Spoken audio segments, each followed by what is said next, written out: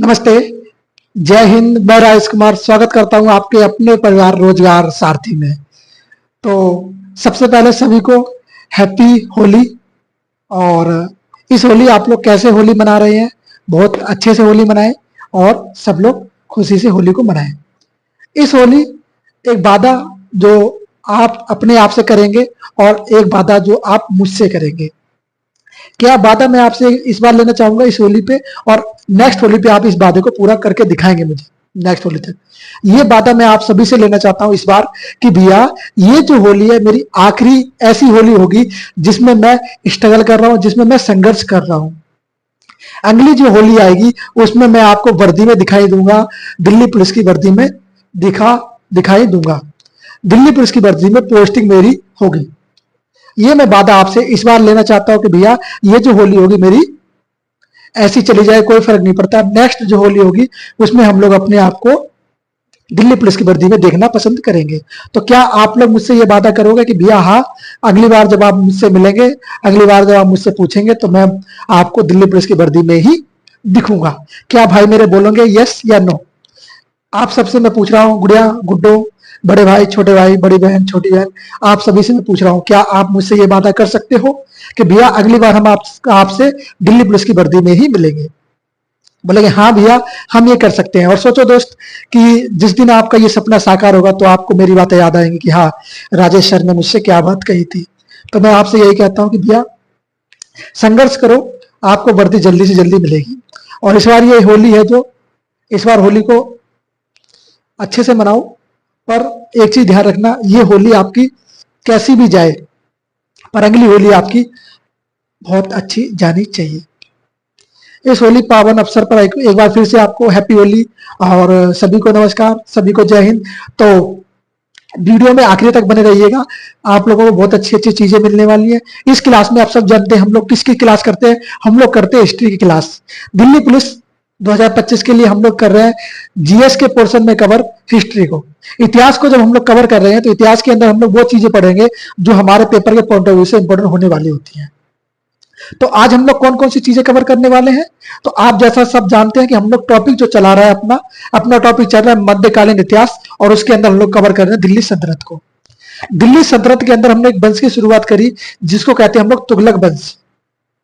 तुगलक वंश की हमने शुरुआत करी। तुगलक वंश के ऊपर मैंने एक वीडियो बना चुका हूं, उसका जो लिंक है आपको आई बटन में मिल जाएगा, वहां से जाके आप उस वीडियो को देख लेना। सबसे पहले आप लोग उस वाली वीडियो को देखना, फिर उसके बाद इस वीडियो पे आना।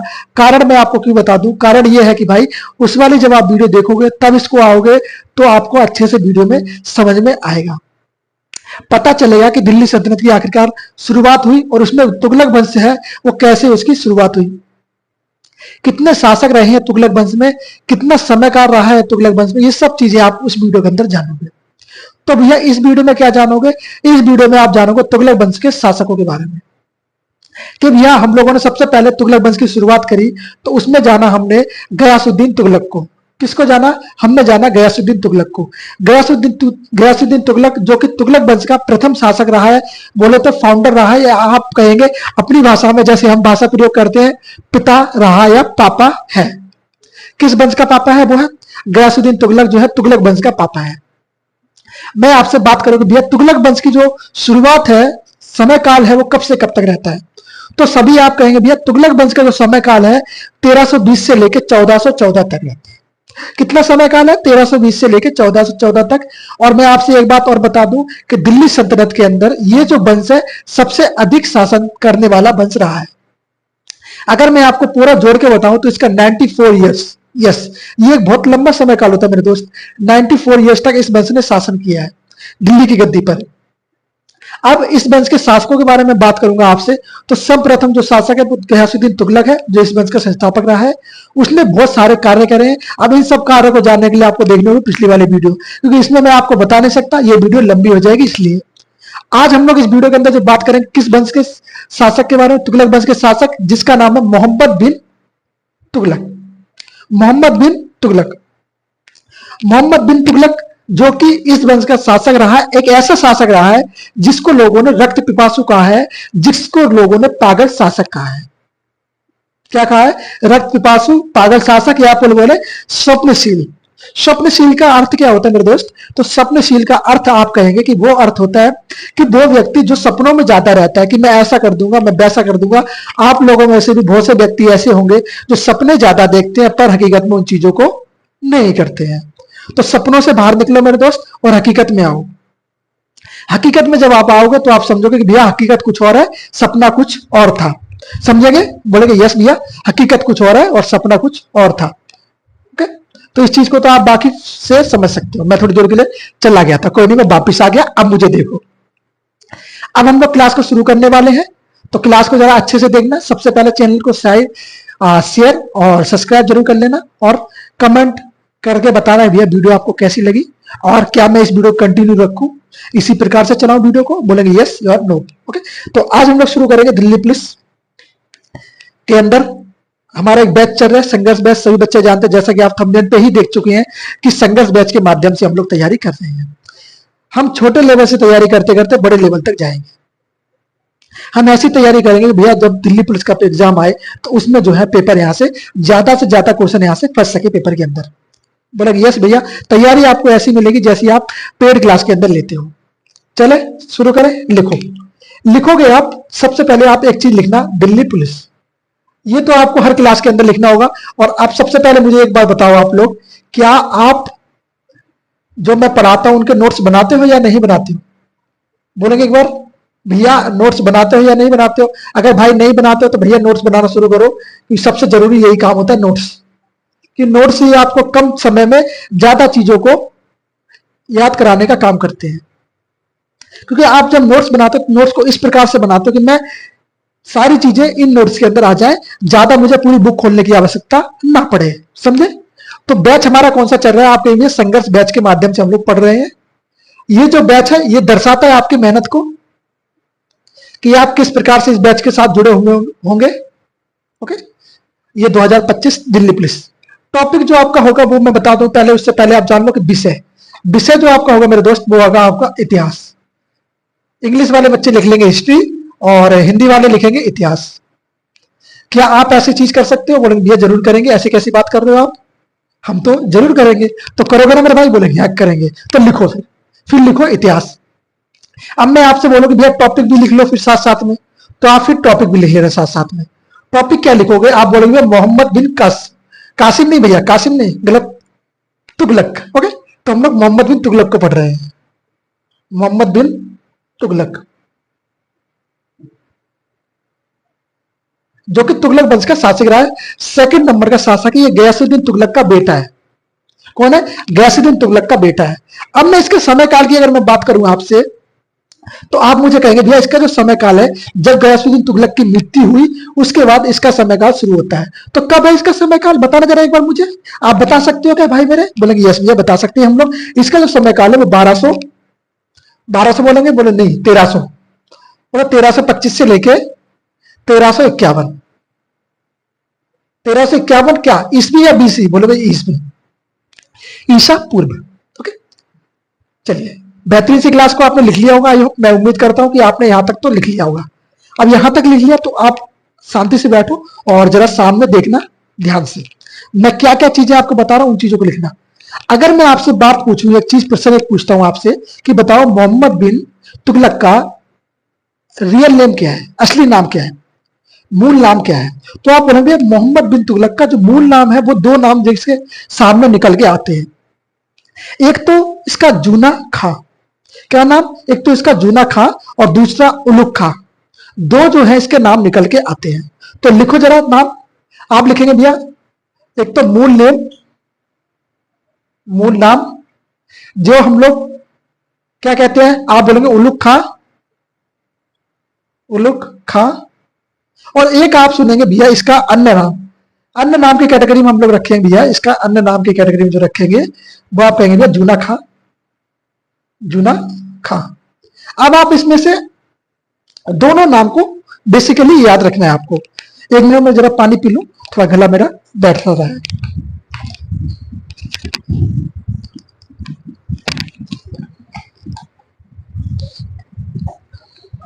चलो भाई आ जाओ वापिस, जरा सामने देखो यहाँ पे। मैं क्या बात करी आपसे, मैंने अभी कुछ बात नहीं करी, बेसिक सी नॉलेज दी है मैंने। नाम बोला हमने मोहम्मद बिन तुगलक, जो कि 1325 से 1351 तक दिल्ली की गद्दी पर रहा है। ये पुत्र किसका है? आप बोलेंगे बेटा था गयासुद्दीन तुगलक का।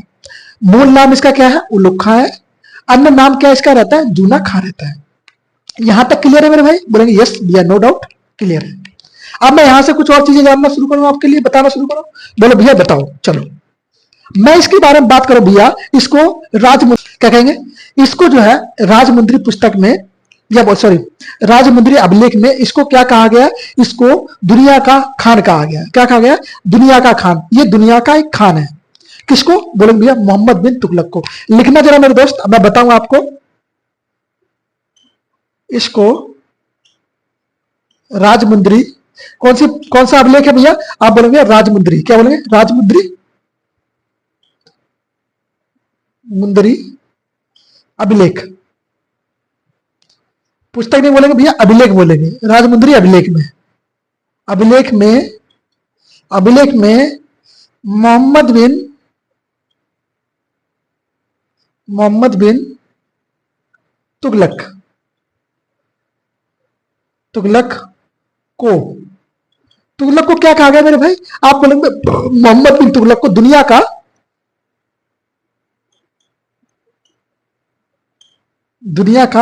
खान कहा गया। दुनिया का खान, खान कहा गया है। यहां तक इतनी बातें क्लियर है आपको? बोलेंगे एक बार कि इतनी बातें क्लियर है जो मैंने बताया अभी आपको। एक बात मैंने बोली कि इसको दुनिया का खान कहा गया है।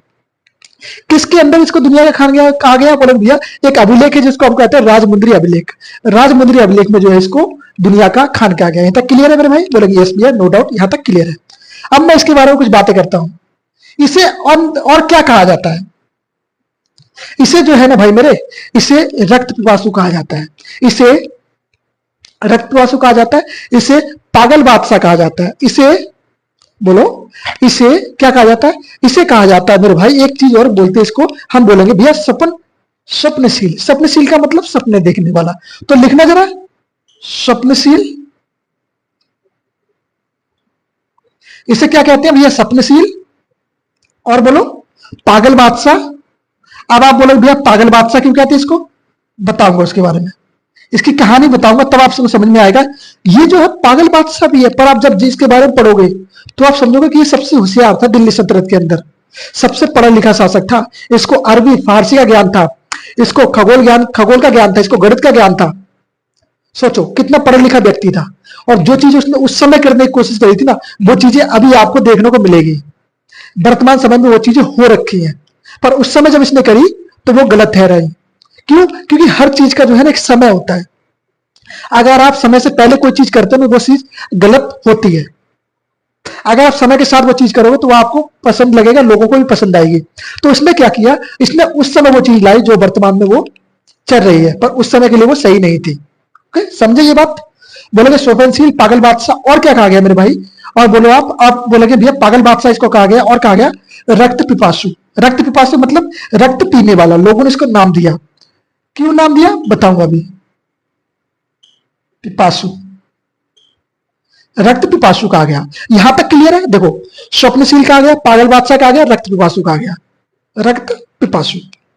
अच्छा जी, यहां पे लिख लेना आप कहा गया, कहा गया है। अब मैं बताऊं कि भैया इनको ये इसलिए किस लिए कहा गया इसको? तो भैया इसकी जो योजनाएं थी ना, योजनाएं, इसकी जो है सन की योजनाएं थी। सन की मतलब कुछ ऐसी योजनाएं थी जो प्रजा के लिए थोड़ी खतरनाक साबित हुई। सोची तो उसने अच्छी थी, पर वो प्रजा के लिए कैसी हुई? खतरनाक साबित हुई। अब मैं जैसे आपको बताऊंगा कि इसने एक जगह से दिल्ली से प्रस्थान किया, दूसरे स्थान पर देवगिरी चला गया, दिल्ली से देवगिरी, फिर देवगिरी से वापिस आ गया। और जनता तो भाई साहब 1300 किलोमीटर था। जनता को चल के जाना, ये तो राजा है भाई, जा रहा है घोड़ों से आराम से चल के। जनता कैसे जाएगी 1300 किलोमीटर चलते चलते? कहानी बताऊंगा, वो पूरी अच्छे से कहानी समझाऊंगा आपको, है ना? पूरी अच्छे से कहानी समझाऊंगा क्या मामला हुआ था इसका। तो इसको क्या, इसकी सन की योजनाओं की वजह से, सन की योजनाओं की योजनाओं की वजह से, की कारण, योजनाओं के कारण कर लो, है ना, योजना के कारण।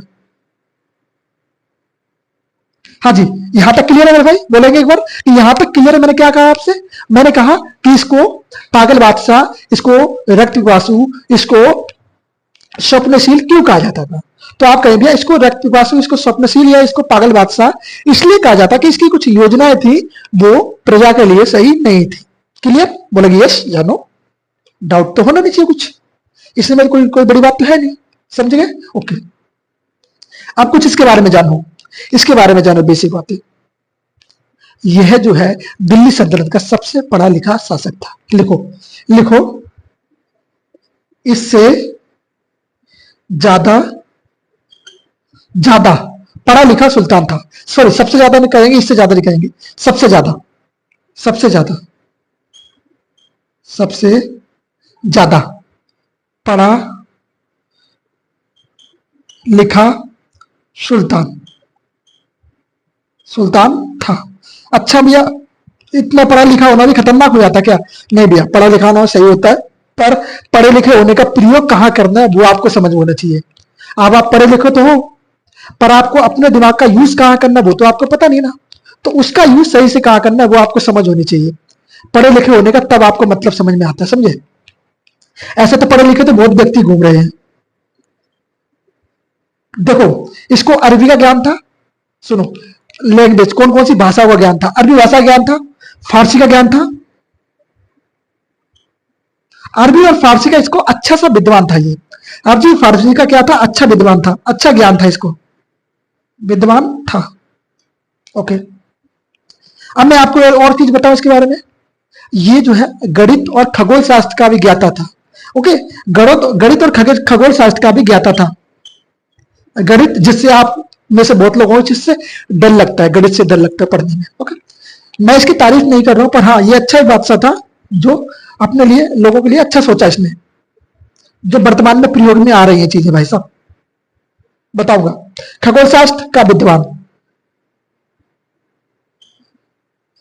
विद्वान था। ओके, यहां तक क्लियर है भाई? बोलेंगे यहां तक क्लियर है? ओके एक मिनट जरा पानी पी लो।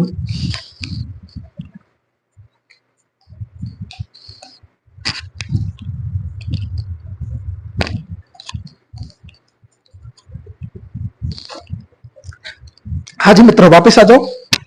गुड़ियो, गुड्डो, प्यारे बालकों, सामने देखो। यहाँ पे मैं आपसे बताने वाला क्या था, क्या क्या मैंने आपको बता दिया। स्वप्नशील था, पागल बादशाह था, रत्नवासु था, सबसे ज्यादा पढ़ा लिखा शासक था, अरबी फारसी का ज्ञान था और गणित खगोल शास्त्र का विद्वान था। क्लियर? बोलेंगे यहां तक तो कोई डाउट नहीं होना चाहिए। एक बार इसकी शॉट ले लो भाई, मैं कोशिश करूंगा कि आपको यहीं पे यहीं सिखाता चलूं, दिमाग में फिट जो है यहीं से ही होते जाए। आप जानते हैं कि आपकी सबकॉन्शियस माइंड होता है, सबकॉन्शियस मेमोरी होती है, उसको अगर आप फोकस से यहाँ पे लगाओगे तो आपको जल्दी से वो चीजें याद हो जाएगी। तो मेरी कोशिश यही रहेगी कि आपका जो है सबकॉन्शियस माइंड में ये चीजें जाए, जिससे आप पेपर में इसका प्रयोग कर सकें। समझे? आप, मेरी कोशिश है, बाकी आप लोग इसको सफल बना सकते हैं। चले, बात करूं मैं 1313 की, 1333 की, 1313 नहीं मेरे भाई, 1333। 1333 में एक समय है जिसमें एक व्यक्ति जो है इसके दरबार में आता है। एक मिनट रुकना, इसके दरबार में एक व्यक्ति आता है। आप जानते हैं एक व्यक्ति है जिसका नाम है इब्न बतूता। ओके, इसको हम लोग कैसे याद रखते हैं? इब्न बतूता बगल में जूता, ऐसे हम लोग इसको याद रखते हैं।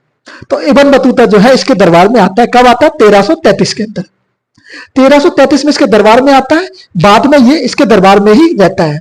इसको एक पदवी दिया जाता है इसके यहां पर। किसके यहां पर? मोहम्मद बिन तुगलक जो है इसको पदवी देते हैं। ओके, सारी बातें करेंगे इब्न बतूता के बारे में भी। सुनो, 1313 में क्या हुआ मेरे भाई? 1313 में जो है इब्न बतूता यहां पर आता है। क्या कहेंगे आप? कहेंगे भैया 1313 में इसके दरबार में, इसके दरबार में इब्न बतूता, इब्न, बोलेंगे एक बार, बोलेंगे इब्न बतूता, इब्न बतूता बगल में जूता, ऐसे याद रख लेना। कौन आया था इसके दरबार में? बोलेंगे भैया एक बार, बोलेंगे जरा, बोलेंगे भैया इब्न बतूता इसके दरबार में आया था। अब प्रश्न मेरा यह है कि इब्न बतूता जो है कहाँ का रहने वाला था, कहाँ का ये मतलब कहाँ से आया था? तो आप कहेंगे भैया ये जो आया था मोरक्को से आया था। कहाँ से आया था मेरे भाई? आप बोलेंगे मोरक्को से आया था। कहाँ से? मोरक्को, मोरक्को से। कहाँ से आया था? 1310 के दरबार में इब्न बतूता मोरक्को से आया। अच्छा जी, इब्न बतूता मोरक्को से आया। हाँ जी, मोरक्को से ये आया। तो क्या हुआ भैया? अब सुनो, मोरक्को कहाँ पड़ता है? आप ये बता सकते हो मुझे? तो बोलेंगे भैया मोरक्को जो है अफ्रीका के अंदर पड़ता है। इतना क्लियर है? बोलेंगे भैया हाँ। इतना तो पूछने की आवश्यकता नहीं थी। खैर चलो कोई बात नहीं, आपने बता दिया, अच्छी बात है। और नहीं बताया तो याद रखना, अफ्रीका के अंदर पड़ता है मोरक्को। क्लियर? बोलेगी यस। अब मैं इसके बारे में कुछ बातें करूं। इसकी एक पुस्तक है, इसकी पुस्तक है जो बड़ी महत्वपूर्ण है, जो किसके बारे में बताती है? जो इसके दरबार के बारे में बताती है। किसके? मोहम्मद बिन तुगलक के दरबार के बारे में वर्णन करती है। अपनी पुस्तक के अंदर वर्णन करता है इसके बारे में। समझे? बोलेगे हाँ। हमें जानकारी कहां से मिलती है? यहीं से मिलती है भैया, यहीं से मिलती है। ओके, अब मैं इसके बारे में कुछ बात करता हूं। जन्म, जन्म मुझे कोई बच्चा बता सकता है इसका जन्म कहां हुआ? और मैं पूछूं आपसे, क्या पूछ सकता हूं? और जन्म इसका हो गया, और क्या पूछ सकता हूं इसका? इसकी बुक का नाम, बुक का नाम भी लिख लो। चलो, बुक बोलेंगे 1306 या 3? बोलेंगे 6 या 3? बोलेंगे ना तो 6 ना तो 3।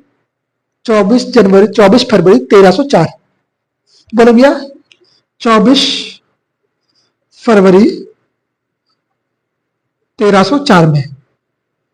अच्छा जी, अब इसकी एक पुस्तक है जिसको हम लोग कहते हैं किताब उल रहला। क्या बोलते हैं? किताब उल रहला, जिसमें इसके बारे में वर्णन किया गया है। सुनो, पुस्तक कौन सी है? किताब, दिख रहा है ना सबको? किताब उल रहला।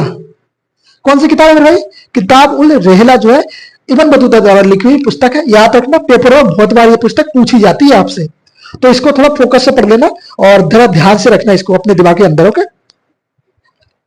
अच्छा, अब मैं और पूछूं? हाँ जी, तो जो है इसे दिल्ली का क्या, मोहम्मद बिन तुगलक ने इसे दिल्ली का क्या नियुक्त किया? तो बोलेंगे मोहम्मद बिन तुगलक ने इसे दिल्ली का काजी नियुक्त किया था। क्या किया था? मैंने बोला था ना, इसको एक पद दिया गया था। तो क्या बना था ये? इसे दिल्ली का काजी काजी नियुक्त किया गया,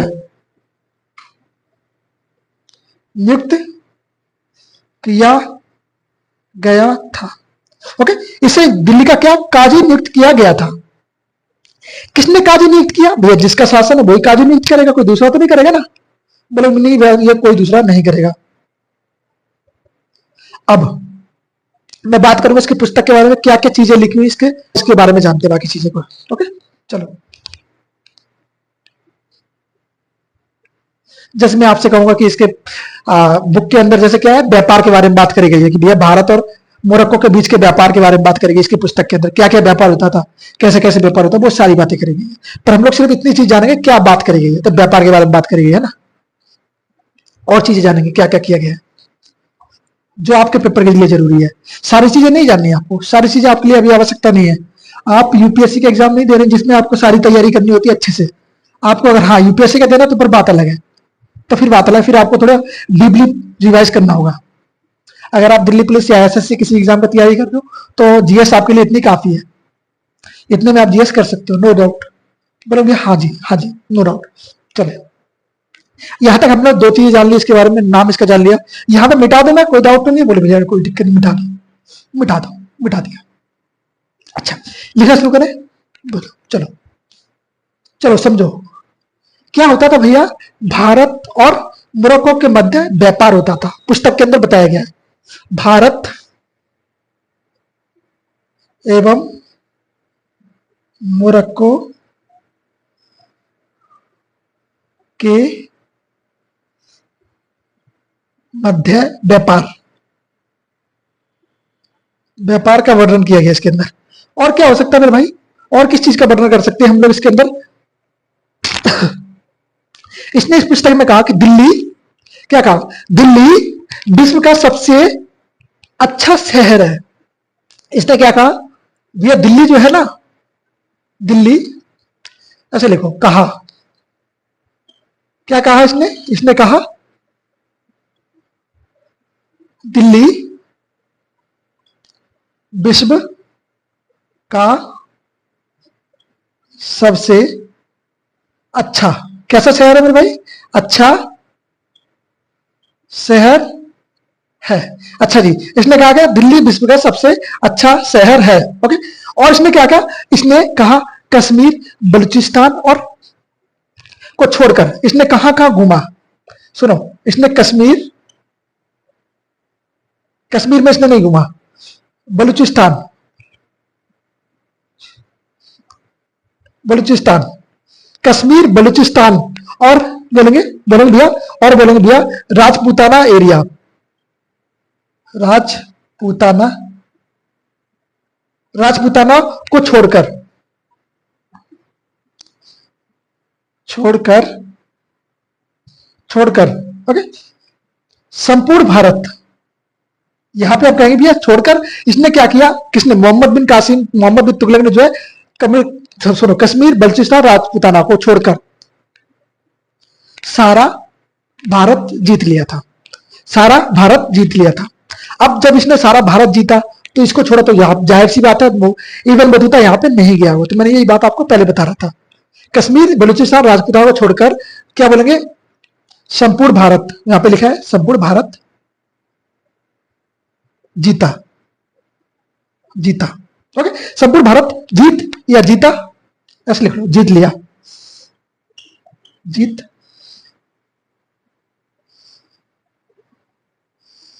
जीत लिया था। क्या क्या क्या कहते हैं भाई, संपूर्ण भारत को इसने जीत लिया था। किसने, आप बोलेंगे एमबीटी, शॉर्ट फॉर्म में हम इसको ऐसे लिखेंगे एमबीटी। हाँ जी भैया, ये बताना भूल गया था मैं आपको कि इसको हम लोग शॉर्ट फॉर्म में एमबीटी भी कहते हैं। ओके, तो एमबीटी इसको हम लोग शॉर्ट फॉर्म में लिखने वाले होंगे। सॉरी, चले बढ़े आगे। यहां तक आपने जाना भैया, भारत एवं मोरक्को का मध्य व्यापार होता था। कहा इसने कि विश्व का सबसे अच्छा शहर दिल्ली है। कश्मीर, बलूचिस्तान, राजपूताना को छोड़कर संपूर्ण भारत को मोहम्मद बिन तुगलक ने जीत लिया था। किसने कहा ये बात कही है इबन बतूता ने अपने पुस्तक के अंदर। क्लियर, बोले हाँ जी भाई, इसने अपने पुस्तक के अंदर कहा है। यह सब कहां कहा है, तो लिखो आप, यह सब अपनी किताब के अंदर कहा है। ओके, तो आप कहेंगे भैया इसने क्या कहा, यह सब जो है सब, आज ये सब कहां कहा, अपनी किताब के अंदर कहा। क्लियर, बोले भैया नो डाउट, यहां तक तो मुझे क्लियर है, पुस्तक में कहा है या किताब के अंदर कहा है। क्लियर यहां तक, बोले यस भैया no doubt, I will clear on that. Okay, चलो मेरी इंग्लिश बहुत खतरनाक है, बाकी छोड़ो, इस पर ध्यान दो। अब मैं आपसे बात करूंगा भैया इसकी प्रशासनिक व्यवस्था के बारे में। कैसी प्रशासनिक व्यवस्था के बारे में भैया, मोहम्मद बिन तुगलक, हाँ, की प्रशासनिक व्यवस्था कैसी थी। प्रशासनिक व्यवस्था मतलब कि वहां पे लोग कैसे थे, वहां पे शासन व्यवस्था कैसी चलती थी, प्रशासन उसका कैसा था। कहने का तात्पर्य मेरा ये है, तो सुनो, तो लिखना जरा, प्रशासन,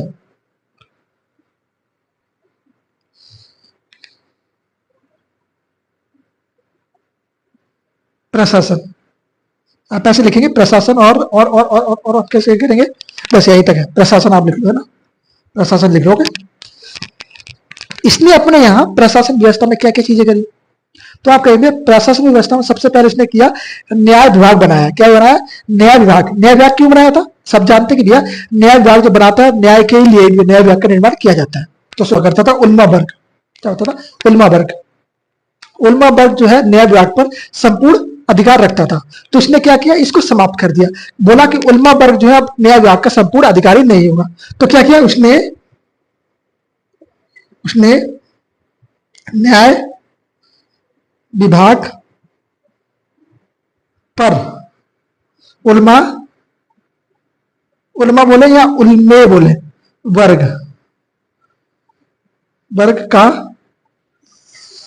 एक अधिकार। एक अधिकार कैसा था, खुद ही एक ही अधिकार था, वहां पे खुद ही अधिकार करते थे, एक आधिपत्य क्या किया, समाप्त किया, समाप्त एक अधिपत्य समाप्त किया। किस वर्ग का? मेरे भाई इसको याद रखना, किस वर्ग का? उन्मा वर्ग का। क्लियर? वो बोलेंगे हाँ जी भैया उन्मा वर्ग का।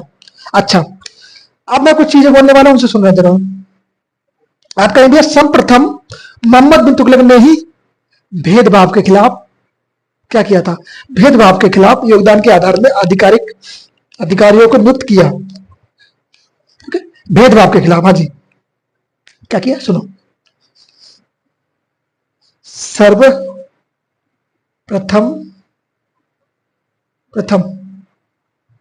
एमबीटी ने ही भेदभाव के खिलाफ क्या किया? सर्वप्रथम एमबीटी ने ही भेदभाव के खिलाफ, भेदभाव के योगदान में, या बोले खिलाफ, या आप लिखो खिलाफ मत लिखो, भेदभाव के योगदान में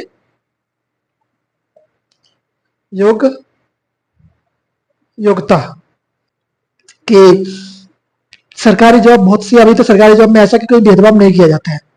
तो पहले क्या होता था? पहले लोगों को उनके काम के आधार पर डिवाइड किया जाता था।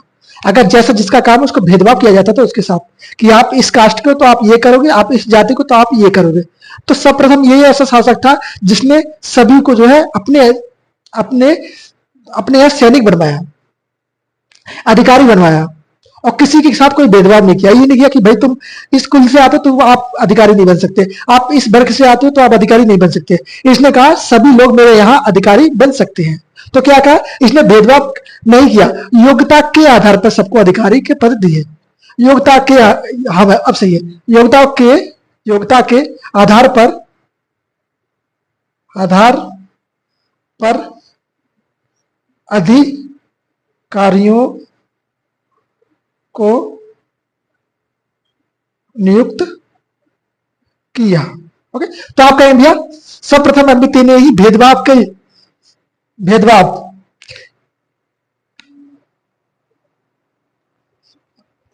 अच्छा, बिना भेदभाव कहेंगे, है ना? एमबीटी ने ही बिना भेदभाव, है ना, ऐसे लिखेंगे, बिना भेदभाव के, आप कहेंगे हाँ से, भेदभाव के योग्यता के आधार पर अधिकारियों को नियुक्त किया। भेदभाव नहीं करेंगे भैया, आप योग्य हो तो आप एक शासक, आप एक अधिकारी हमारे यहाँ बन सकते हो, आपके साथ कोई भेदभाव नहीं होगा। तो क्लियर भाई? यहां तक बोलेंगे यस भैया क्लियर है, कोई बात नहीं होनी है। ये इसने नीति अपनाई, क्या कही? नीति बनाई, नीति अपनाई। ये प्रथम शासक था जिसने ऐसी नीति अपनाई थी। क्लियर बोलेंगे? हाँ जी भैया क्लियर।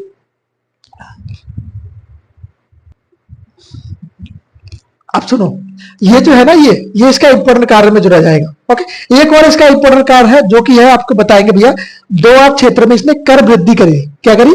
दोआब क्षेत्र में कर वृद्धि करी। दोआब क्षेत्र मतलब दोनों तरफ की जो नदियों का क्षेत्र होता है उसको कहते हैं दोआब क्षेत्र। देख, नदी है, इधर भी जमीन है और उधर भी जमीन है, दोनों तरफ फसल होती है, उसको कहते हैं दोआब क्षेत्र। ओके, तो आप कहेंगे भैया क्या कहेंगे? दोआब क्षेत्र में क्या कहेंगे? ऐसे आप दोआब क्षेत्र में क्या किया? इसने कर वृद्धि करी। दोआब क्षेत्र में कर वृद्धि। अच्छा मेरे भाई क्या कहेंगे आप? दोआब क्षेत्र में इसने क्या कर दी? कर वृद्धि कर दी। क्षेत्र सही से लिखो भाई, यहां तो पेड़ सा बन गया ना, क्षेत्र। अच्छा जी, दोआब क्षेत्र में इसने क्या किया? कर वृद्धि कर दी। अब क्या किया?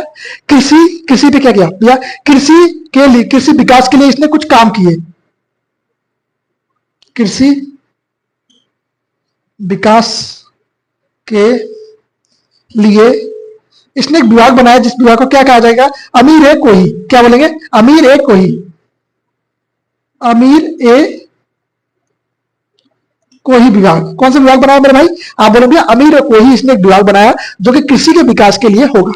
क्लियर? बोलेंगे हाँ जी भैया। इसको क्या कहते हैं? इसको नाम क्या दिया गया? इसको अमीर ए कोही को आप कहेंगे नवीन विभाग। क्या का नाम दिया गया? नवीन विभाग। नवीन विभाग। ओके, तो इसका नाम क्या दिया गया था? आप बोलेंगे भैया अमीर ए कोही विभाग को नवीन विभाग नाम दिया गया। क्लियर है तक? बोलेंगे यस भैया क्लियर। मैं इसको मिटाऊं फिर उसके बाद आगे की प्रक्रिया शुरू करते हैं हम लोग।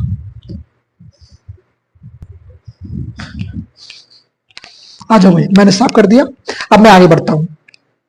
अब मैं बात करता हूं भैया उन कार्यों की वजह से जिस कार्यों की वजह से को क्या कहा गया, रक्त पिपासु कहा गया, पागल बादशाह कहा गया, जिन कार्यों की वजह से स्वप्नशील कहा गया, उन कार्यों के बारे में हम लोग बात करने वाले हैं इस वीडियो के अंदर। तो चले शुरू करें इनके कार्यों के बारे में। भैया आप बोलेंगे भैया असफल कार्य, जिसके जो कार्य थे कैसे रहे, असफल रहे। काम तो अच्छे करना चाहा पर कार्य कैसे रहे, असफल रहे। असफल कार्य, कार्य बोले या फिर आप कहेंगे योजना है, योजना है। तो इन योजना में सबसे पहली जो योजना आती है वो भैया आती है राजधानी परिवर्तन। क्या आती है, आप कहेंगे पहली जो योजना आती है वो होती है राजधानी स्थानांतरण, या बोलेंगे राजधानी परिवर्तन। राजधानी परिवर्तन मतलब क्या करना चाहता था, ये राजधानी को परिवर्तित करना चाहता था। अब कहां से कहां ले जाना चाहता था राजधानी को, तो आप कहें भैया राजधानी को जो है ये पहले लिखो राजधानी परिवर्तन, धानी परिवर्तन, परिवर्तन। तो मैं कहूंगा भैया राजधानी कहां से कहां ले जाना चाहता था, तो आप कहेंगे दिल्ली से दौलताबाद।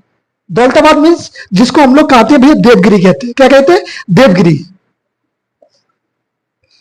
देवगिरी। अच्छा भैया दौलताबाद को ही देवगिरी कहा जाता है। ओके, तो इसको हम लोग शॉर्ट फॉर्म में जानते हैं दौलताबाद।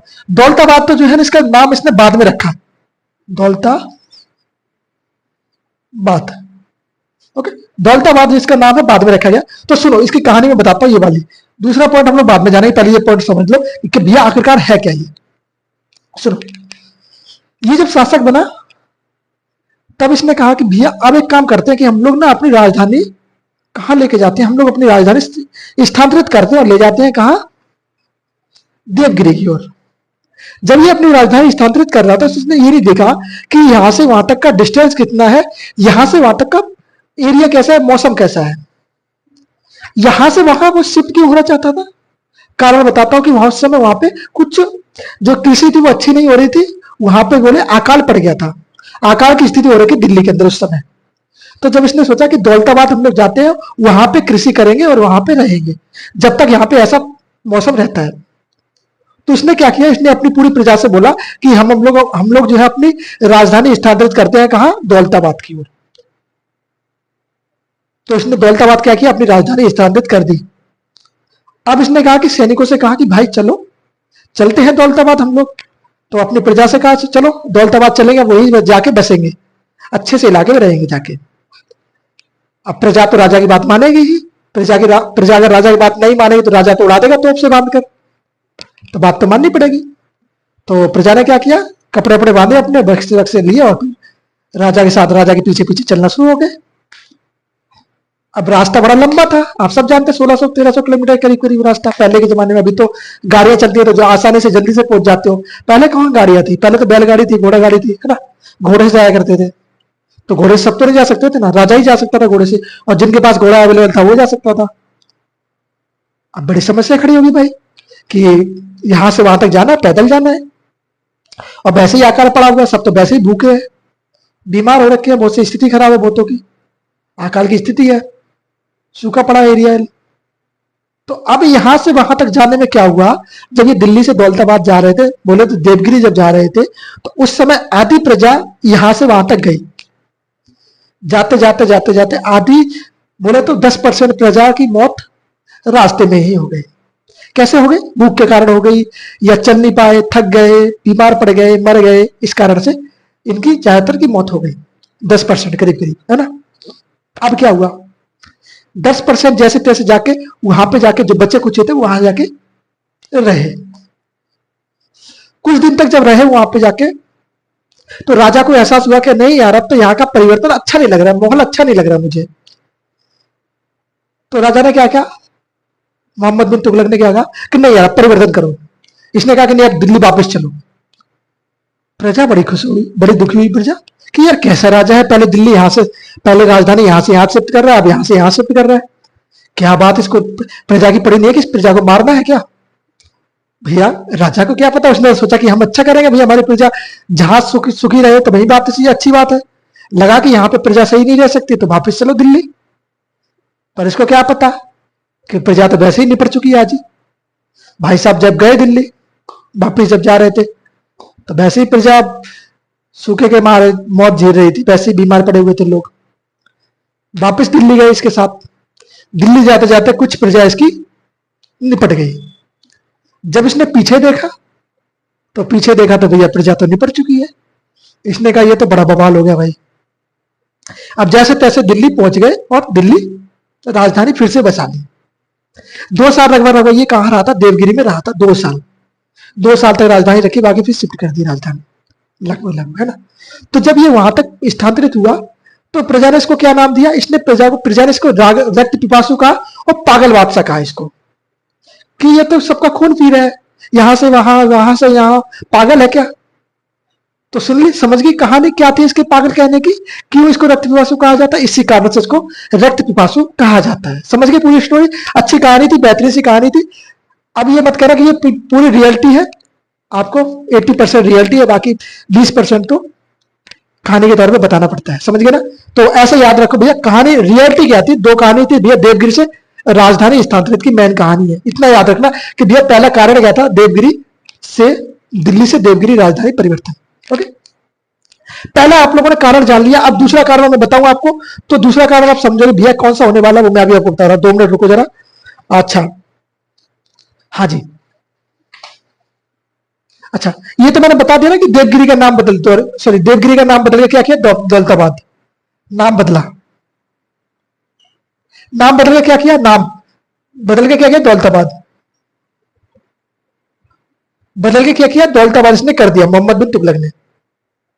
अब दूसरा पॉइंट मेरे भाई क्या रहेगा? दूसरा पॉइंट रहेगा सांकेतिक मुद्रा। कैसी मुद्रा? सांकेतिक मुद्रा। अच्छा जी, सांकेतिक मुद्रा चलाना शुरू किया। हाँ जी, आप अभी जानते ना एक सांकेतिक मुद्रा जो होती है, अभी बिटकॉइन वगैरह होता है ना। तो ये सोच बहुत ऊंची रखता था, बहुत बड़ी रखता था, पर उस समय की स्थिति इसकी सोच खराब रही, नहीं चल पाई। तो इसने क्या किया? इसने कहा कि अपने यहां ना अब मुद्रा चलाते हैं, सांकेतिक मुद्रा। लिख लो पहले, है ना, अब लिख लो पहले, यहां पे लिखो। दूसरा पॉइंट होगा आपका सांकेतिक मुद्रा। ठीक, मुद्रा, मुद्रा मतलब रुपया, जिसके लिए आप मेहनत कर रहे हो, जिसके लिए आप पढ़ रहे हो, वही चीज। हाँ, मुद्रा मतलब रुपया। सांकेतिक मुद्रा का प्रचलन लिखो, प्रचलन। अच्छा जी, इसने क्या किया मेरे भाई? सांकेतिक मुद्रा का प्रचलन कर दिया। अब अच्छा, एक चीज बताओ मुझे कि ये मुद्रा जब इसने चालू करी तो इसको कहां से इसको प्रेरणा मिलेगी भाई मुझे भी ऐसी मुद्रा चालू करनी चाहिए? तो इसने कुछ देशों को देखा, कुछ राजाओं को देखा कि इन्होंने अपने यहां पर सांकेतिक मुद्रा चला रखी, तो मैं भी अपने यहां पर सांकेतिक मुद्रा चलाता हूं। तो इसको इसका बहुत बड़ा खामियाजा भुगतना पड़ा। हाँ जी, खामियाजा इसको भुगतना पड़ा। ओके, सिक्के चलाने की प्रेरणा कहां से मिली इसको? सुनो। अच्छा, पहले लिख लो किस प्रकार के सिक्के चलाए थे। सिक्के कौन से थे इसने चलाए? जो सिक्के थे वो चलाए थे कांसा, कांसा और चमड़े। कैसे? चमड़ा, चमड़े की मुद्रा। अब बताऊंगा इस मुद्रा के बारे में, पहले लिख लो सारी चीजें। कांसा और चमड़े की इसने मुद्रा चलाई। उसने सांकेतिक मुद्रा को ही वास्तविक मुद्रा का रूप दिया। बोला कि यही मुद्रा जो होगी वो चांदी के बराबर होगी। कैसे? चांदी के रूप में होगी। जो चांदी के सिक्के चलते थे ना, मूल्य उसके बराबर ही होगा, चांदी के सिक्के के बराबर ही इसका मूल्य होगा। तो सुनना, उसने सांकेतिक मुद्रा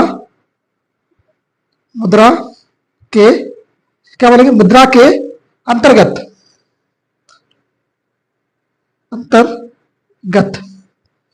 क्या किया भैया? पीतल एवं तांबा धातुओं, पीतल एवं तांबा धातुओं के सिक्के क्या किए मेरे भाई? लिखते जा रहा। पीतल एवं तांबे के सिक्के चलाए, जिनका मूल्य चलाए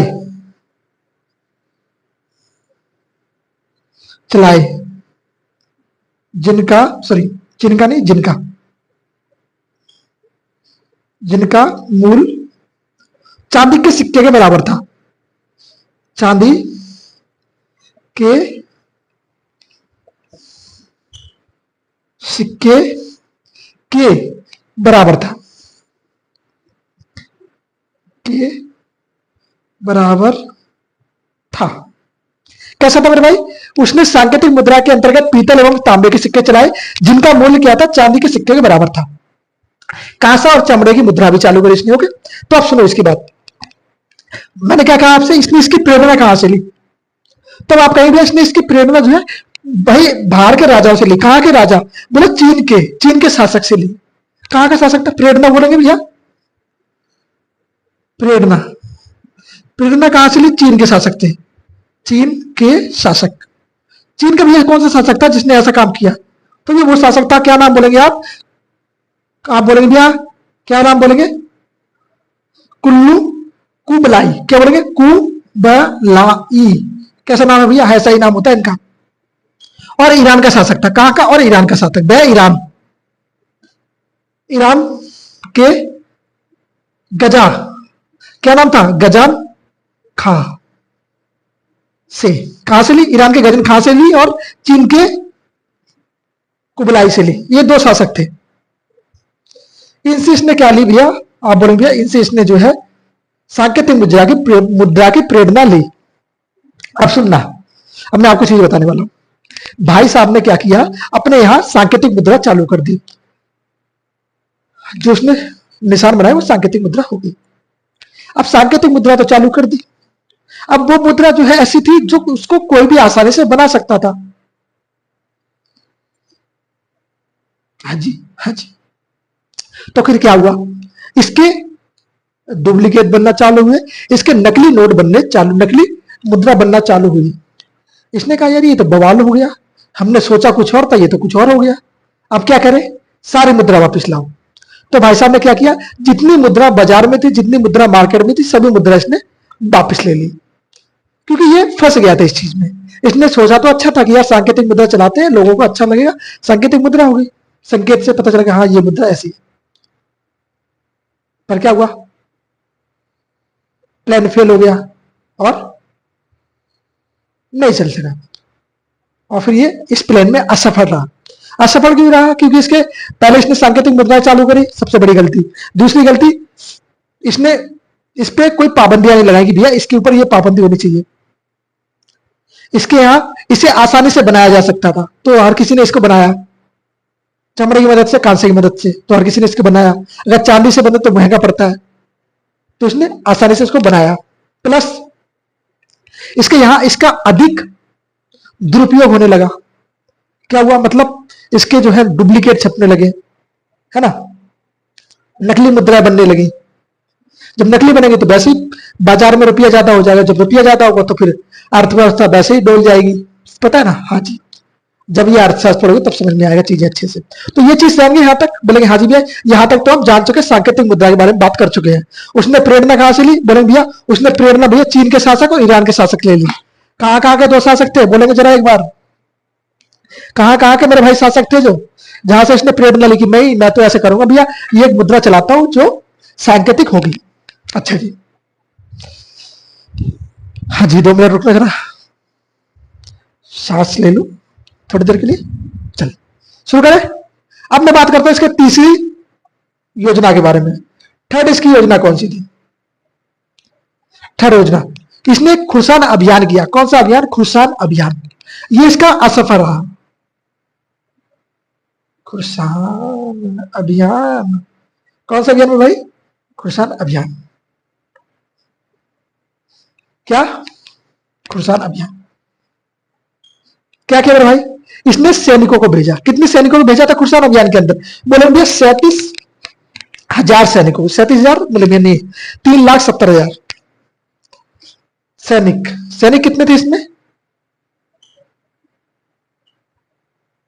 3,70,000। फिर भी ये असफल हुए, कारण सही से नेतृत्व करने वाला नहीं मिला था। ओके, कारण ये था खुरसान अभियान के दौरान असफल होने का। ओके, बात करूं मैं फिर इसके बारे में और एक अभियान है इसका, कराचील अभियान, जो याद रखना, कराचील अभियान। कराचील अभियान। कौन सा अभियान में भाई? कराची अभियान। अच्छा जी, कराची अभियान। इसमें क्या था? इसमें विशाल सेना थी। कितनी सेना थी? विशाल सेना। कैसी? बहुत बड़ी सेना। ओके, विशाल सेना। विशाल सेना का क्या हुआ? विशाल सेना को पहाड़ी राज्यों में भेजा। कैसे राज्यों में भेजा? पहाड़ी इलाकों में, जहां वो लड़ना सीख जानते नहीं है। विशाल सेना को पहाड़ी राज्यों में भेजा। आप सोचो, आप ऐसी सेना को ऐसी जगह भेजोगे जहां वो लड़ता ही, उसको लड़ना ही नहीं आता, उसकी परिस्थिति में पता ही नहीं उसकी परिस्थिति कैसी, उसको पता ही नहीं कि उसमें लड़ना कैसे होगा, तो क्या आप उसको वहां भेजोगे? बोले नहीं भेज सकते। भाई साहब ने ऐसा ही किया। इसकी जो सेना थी वो धरातल पे अच्छे से लड़ने के लिए थी, ऐसी स्थिति में नहीं लड़ सकती जहां उबड़ खाबड़ एरिया हो, जहां पहाड़ी इलाका हो। अब ये इसने क्या किया? अपनी सेना को कहां भेज दिया? पहाड़ी राज्यों में भेज दिया, भाई जाओ लड़ो यहां पे जाके। तो इसकी सेना इसमें असफल रही। और क्या रहा इसकी? आप सब जानते हैं पहाड़ी इलाकों में क्या होता है? जंगल वाला एरिया होता है। तो जंगल तो बहुत बड़े होते हैं, आपको जंगल की नॉलेज नहीं है तो आप जंगल में खो जाओगे। और इसके साथ भी ऐसा ही हुआ, इसकी आधे से ज्यादा सेना जंगल में खो गई। उसमें से कुछ लोग बच के आए थे, 3 या 4 लोग। बोले तो 3 या 4 लोग बच के आए। 10,000 की सेना थी भाई साहब। इसकी इसकी इसकी पूरी पूरी सेना जंगल में भटक गई। क्या होगा भैया मेरे भाई? आप बोलेंगे इसकी जो पूरी सेना थी वो कहां भटक गई? जंगल में भटक गई।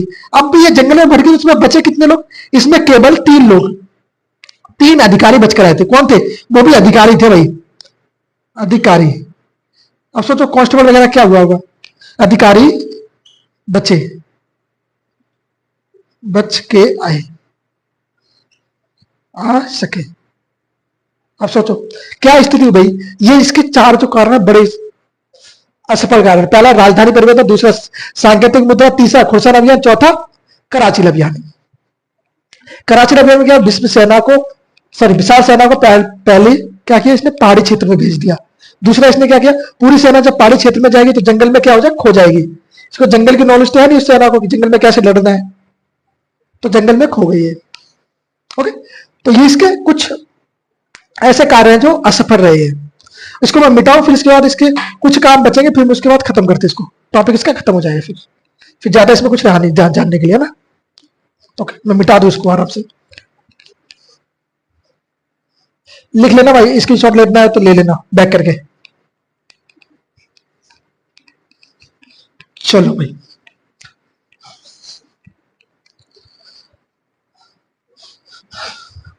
अब मैं आपको कुछ और चीज बताऊंगा।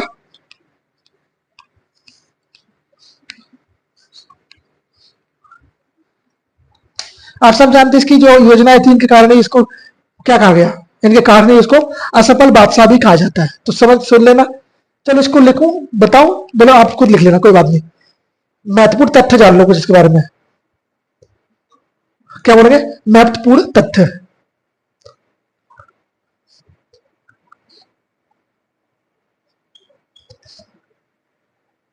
तथ्य मतलब फैक्ट। महत्वपूर्ण फैक्ट है इसके बारे में, उन फैक्टों को जरा जानना है ना। क्या कहा है भैया? जैन विद्वान एवं, बोलेंगे जैन विद्वान एवं सत्य जिनसूरी को दरबार में सॉरी, ये जो है ना हिंदुओं को मानता था, हिंदुओं के लिए बहुत इसने कार्य किए, हिंदुओं को समान समझता था। तो हिंदुओं को इसने अपने दरबार में बुलाया। तो इसने किसको बुलाया था? बोलेंगे जैन विद्वान थे, जैन विद्वान। क्या नाम था जैन विद्वान का? बोलेंगे भैया जैन विद्वान एवं सत्य, क्या बोलेंगे? सत्य, बोलो बोलो, आप बोलोगे सत्य सत्य जिनसरी, सत्य जिनसरी को अपने दरबार में बुलाया। को दरबार में बुलाकर क्या किया? दरबार में बुलाकर सम्मान किया, बुलाकर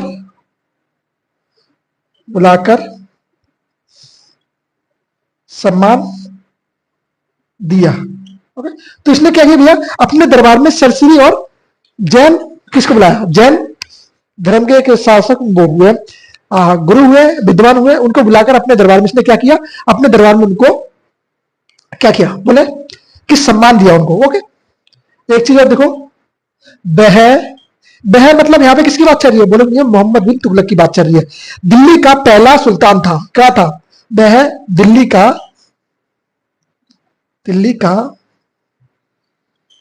पहला सुल्तान था। कैसा था, जिसने क्या बोलेंगे, जिसने हिंदू त्योहार को मनाया, क्या मनाया, जिसने हिंदू त्योहारों को मनाया। आप कहेंगे ये जो है दिल्ली सल्तनत, दिल्ली का पहला सुल्तान था जिसने हिंदू त्योहार कौन सा, होली को मनाया, हिंदू त्योहार जिसने हिंदुओं के हिंदू हिंदू हिंदू हिंदू त्योहार जैसे कि जैसे होली और बोलेंगे भैया दिवाली को मनाया, या बोलेंगे दिवाली में भाग लिया, मनाया और भाग लिया, ये इन त्योहारों में शामिल हुआ हिंदुओं के साथ में। ओके, तो ये अच्छा काम था इसका। ओके, तो ये क्या कहता था, सबके साथ रहते चलता था, सबको समान समझता था, हिंदू हो मुस्लिम हो सब इसके लिए समान थे। ओके, तो ये एक सही था इसके लिए।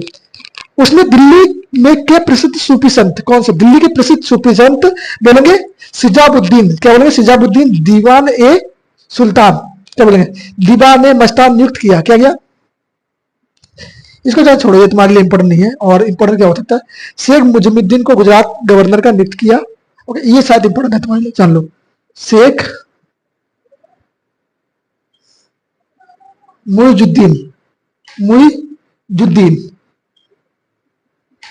मुइजुद्दीन को गुजरात का गवर्नर नियुक्त किया, गुजरात का गवर्नर नियुक्त किया।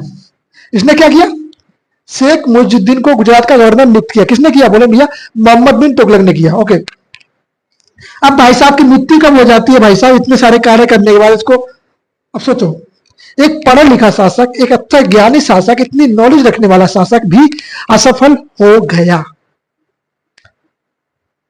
और अपनी प्रजा में क्या कहलाया, रक्त पिपासु कहलाया, स्वप्न दोषी कहलाया, स्वप्नशील कहलाया। स्वप्नशील की हिस्ट्री में बता दूं कि ये स्वप्नशील मतलब कि ये सपने ज्यादा देखा था कि मैं ऐसा कर दूंगा, मैं वैसा कर दूंगा, जैसे मैं आपको शुरुआत में बताया था, तो इसलिए इसको स्वप्नशील भी कहा गया। क्लियर, तो बोलेंगे बीएस भैया क्लियर। अब इसकी मृत्यु आप सब जानते हैं, 1351 में इसकी मृत्यु हो जाती है। तो ज्यादा कुछ जानने के लिए है नहीं इसके बारे में। मार्च, क्या बोलेंगे, 20 मार्च 1351। हाँ जी भैया, यही समय चल रहा था उस समय का, 20 मार्च 1351 में इसकी क्या हुई, इसकी मृत्यु हो गई। तो ये भैया क्या हुआ, ये लग गया और निपट गया ये। तो आज की क्लास आपको कैसी लगी पहले ये बताओ कमेंट बॉक्स के अंदर, और फिर उम्मीद करेंगे सबको अच्छी लगी होगी। ऐसा तो है नहीं कि कोई अच्छी नहीं लगी होगी, सारी बेहतरीन सी क्लास को मैंने करवाया। इसके अंदर हो सकता है कुछ त्रुटियां रही, उन त्रुटियों को भूल जाना, अगर हाँ मुझे बताना कि मैंने गलती क्या करी है, वो मैं जरूर सुधारने की कोशिश करूंगा नेक्स्ट वीडियो के अंदर। ओके, तो जरूर बताना मुझे, और पढ़ते रहिए और मुस्कुराते रहिए, क्योंकि मुस्कुराना बहुत जरूरी है पढ़ने के लिए। अगर मुस्कुराओगे नहीं तो पढ़ोगे कैसे। ओके, तो टेंशन दिमाग में मत रखना कि नहीं होगा अगर आप उम्मीद से करोगे, सपनों से अच्छी सी उम्मीद लगा रखी है आपने और सपनों को साकार करने के लिए मेहनत करोगे तो जरूर होगा। ऐसे किसी का हिम्मत नहीं है कि अगर आप करो और नहीं हो, तो ऐसा तो संभव नहीं है। ओके, तो जरूर होगा मेरे भाई। बस लक्ष्य को निर्धारित कर लो कि हाँ मेरा लक्ष्य यही है, इसके बिना मैं कुछ नहीं हूँ और मेरे बिना ये कुछ नहीं है। तो अपना लक्ष्य निर्धारित करोगे तो सारी चीजें आसान हो जाएंगी। तो बोलेंगे हाँ भैया हम ऐसा करेंगे, और आपके बातों को जरूर निगरानी में रखें, नजरअंदाज नहीं करेंगे। नहीं करोगे ना भाई, बोलेंगे नहीं करेंगे। चलो, तो चलिए सभी को एक बार फिर से हैप्पी होली, और मिलते हैं नेक्स्ट वीडियो में। जय हिंद, नमस्ते, जय हिंद, जय भारत।